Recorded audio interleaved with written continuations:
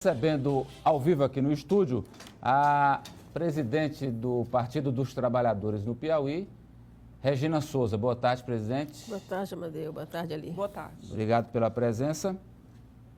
A presidente Regina, que vai assumir o Senado agora em janeiro, na vaga de Wellington Dias, que assume o governo do Estado. A senhora vai assumir o Senado e continuará presidindo o PT? Não, certamente não. Agora também não é imediato o desligamento. Acho que o diretório deve se reunir em março, começo de março, e aí a gente discute a forma de escolha de um novo presidente. Até porque eu sei que é uma tarefa nova para mim, nunca fui parlamentar, então eu gosto de fazer tudo plenamente. Então eu sei que eu vou falhar com algum, eu não posso falhar com o partido nem com o Senado, então eu prefiro... Vai ser uma dedicação exclusiva de 4 anos ao Senado. Quero fazer isso. E, claro que o meu partido não abandono, vou me dedicar, mas não assim na condição da dirigente maior que é responsável por tudo, inclusive por ordenar despesas, essas coisas tudo. E aquele dia a dia, né, do partido? O dia a dia do partido é muito movimentado, né? O PT tem vida todo dia, você vai na sede, sempre tem gente, sempre tem movimento, sempre tem reunião, então não dá para eu acompanhar tudo. A senhora já esteve em Brasília, se ambientando, já definiu qual é o gabinete que a senhora vai ocupar? Não tem herança, né? Mas eu me inscrevi para o mesmo gabinete do senador Wellington e eu consegui. Então, eu vou ficar no mesmo gabinete do senador Wellington Dias, a Lafon Sarinos, no gabinete 6. Essa semana foi uma semana dura lá no Congresso, de aprovação aí da mudança nos limites da Lei de Responsabilidade Fiscal. A sessão foi até 4 horas da madrugada de hoje, muito tumulto. Nas galerias na terça, ontem a galeria não foi aberta, mas há uma pressão grande contra o governo Dilma.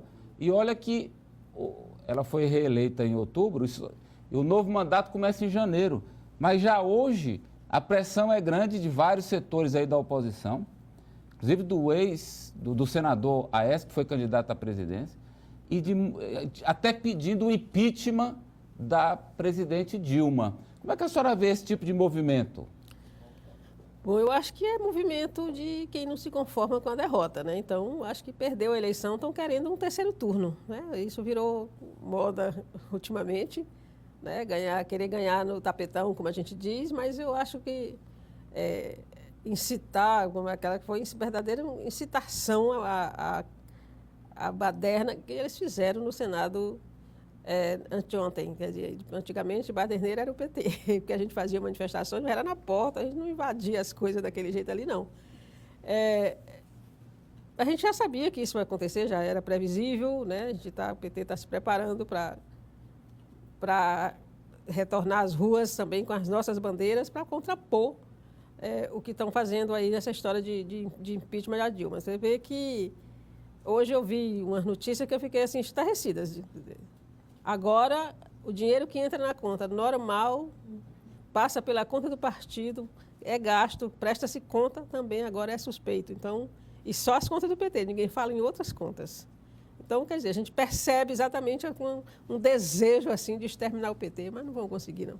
Há um desejo de acabar com o PT, exterminar o PT. Há um desejo. Mas vem de onde esse desejo aí? Nos setores da oposição, alguns setores de mídia, tem muito isso. Então, é uma carga muito pesada em cima do PT. Ninguém fala de outros partidos, porque se um dinheiro que está na conta oficial do partido, ele é ilegal, tem que ser de todos os partidos. Todos os partidos receberam dinheiro oficial, às vezes, das mesmas empresas. Então, por que um é ilegal e o outro não é? Então, só isso já mostra a discriminação. Agora, a presidente, os primeiros movimentos dela na composição da nova equipe, ela mexeu, e há críticas até dentro do próprio PT, de que ela mexeu à direita, com a ida de Levi para a Fazenda, com a senadora Cátia Abreu e com o senador de Pernambuco, indo para o desenvolvimento. Qual é a visão que a senhora tem? Realmente, o governo pendeu um pouco para a direita ou não? Olha, a gente sabe que há pressão dos partidos, da aliança, então, ela, com certeza, pelo menos ela esteve no Diretório Nacional sexta-feira, lá em Fortaleza, e conversou com a gente muito, depois a gente saiu, inclusive, então ela estava muito aberta ao diálogo, pediu o PT para cobrar dela, para fazer as críticas construtivas para ela, que ela quer acertar mais. E essas nomeações, a Cátia Abreu ainda é uma controvérsia aí também, né? Porque tem o PMDB, parece que o PMDB não quer assumir como cota dele, né? E ela é do PMDB. Agora, é claro que quem faz uma coalizão que a gente tem vai ter que satisfazer aos partidos. Agora, é claro que também que desagradou bastante ao movimento, principalmente o movimento do campo, né? Apesar da Secretaria da Agricultura ser a Secretaria do Agronegócio, a outra da Agricultura Familiar é o MDA, aliás, o Ministério, mas o campo, nossa turma do campo, nossos militantes ficaram muito insatisfeitos porque a Cátia Abreu era ferrenha atacadora da gente, se bem que na campanha, ela fez a campanha da Dilma, ninguém pode negar que ela fez a campanha defendendo a presidenta. Mas são as circunstâncias das alianças que a gente faz, que é obrigada a fazer também, porque não ganha sozinho, mas certamente ela vai fazer a sinalização à esquerda também, que ainda falta muita coisa. Já tem a casa, por exemplo, o Planalto, lá dentro a gente já sabe que vão ficar pessoas do partido. Quem é? Eu sei que o Rosseto foi convidado. Miguel Rosseto. Talvez o Jacques Wagner vá também. Já tem o Ricardo Bezoini, que deve permanecer. O Aloysio Mercadante, que deve permanecer. Então, nós temos a nossa turma lá também. Claro que vira notícia mais quando são as contradições, então, infelizmente. É uma insatisfação restrita dentro do partido? Não, tem setores do partido, a gente não gostaria, não é só o movimento do campo, não. Eu não gostaria de ver a Cátia Abreu no ministério, mas eu compreendo que ela é de um partido, da aliança, que a apoiou, e esse partido tem o direito de indicar. Presidente, a senhora é muito próxima do governador eleito Wellington Dias. Ele já tem na cabeça definido os nomes que ele quer para auxiliá-lo na administração ou ainda está em construção? Está em construção. Claro que ele já conversou com muita gente, assim, ele deve fechar esse fim de semana, pelo menos era a previsão que ele fecharia, só que mudou toda uma programação por causa da morte de um amigo da gente aí, que ele vai ter que retornar aqui para o Piauí.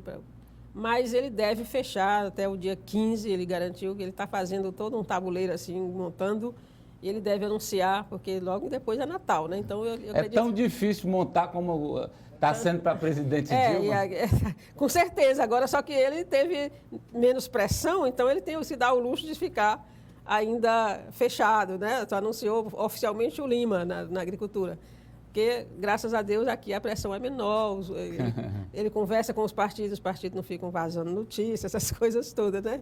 Mas ele também tem dificuldade, claro, nós temos uma aliança que nos apoiou, que a gente tem que contemplar, que tem que cumprir. É claro que aí é o governador que vai definir, mas o PT colocou alguma situação para o governador? Olha, esse partido nós não queremos na base, aquele partido seria melhor, o PT colocou alguma restrição? Não, ele sempre conversa com a gente, com algumas pessoas do partido, comigo como presidenta, e a gente vai dizendo assim, tanto que ele está montando a maioria na Assembleia, menos com o partido e mais com pessoas, né? Porque quando chama o partido, vem o que a gente gostaria que viesse, mas vem também o que a gente gostaria que não viesse. Então, ele está conversando mais individualmente, montando uma maioria.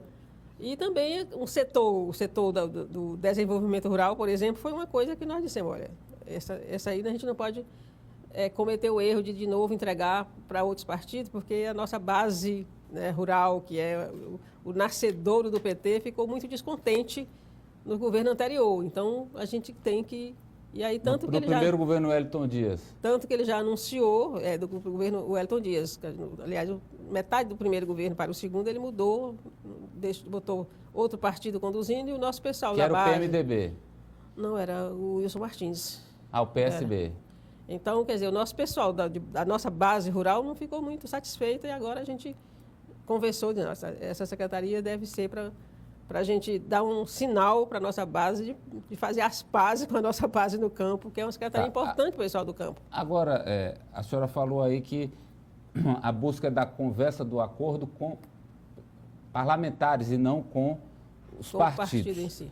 Agora, eu pergunto, cabe dentro dessa aliança o PSDB de Firmino e o PSB de Wilson Martins? Não tem conversa no sentido de compor base com esses dois partidos, não. Assim, não, né? Não. Os parlamentares que foram conversados são de outros partidos. E do PMDB? me parece que ele conversou com um do PMDB. É uma coisa que ele vai anunciar junto com o secretariado, ele vai dizer quem é a base dele, que ele conta, que ele vai contar na Assembleia. Bem, só para a gente finalizar, a senhora é da equipe de transição para o novo governo. Como é que a senhora viu aí a fala essa semana do governador Zé Filho, mostrando a situação financeira, as dificuldades que está encontrando e até chamando o governador eleito para tratar com ele no dia a dia lá do Palácio? Bom, a questão de chamar para tratar, embora meio demorado, porque o governador não pode ficar no dia a dia, porque ele é senador, tem que estar lá. Agora, uma equipe ou uma pessoa ou duas pessoas da transição seria interessante, né? A gente não sentiu muito essa abertura, assim, a gente recebe os relatórios que a gente pede, mas assim, da gente ir uma pessoa lá, né? A gente dialoga muito mais com o TCE do que com o governo. Mas não deixa de ser simpático.